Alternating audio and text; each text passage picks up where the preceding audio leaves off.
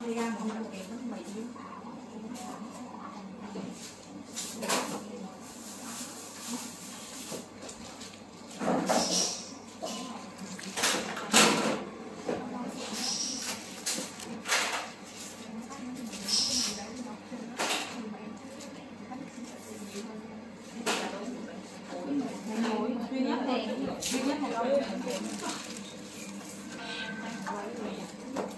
mà muốn nở cao ít nữa thôi em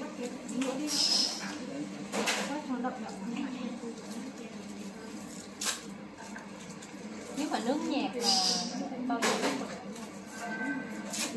nướng nhạt là như trong bài em đã hướng dẫn nó là mình phút thứ 25 chẳng hạn là mình sẽ cho vào 5 phút dưới ấy. Cho vào lấy gà cho vào rồi lại cho vào tiếp nướng thôi.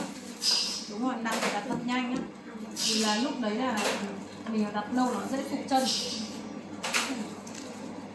Hoặc là mình phải nướng được hẳn đi xong mình cho vào.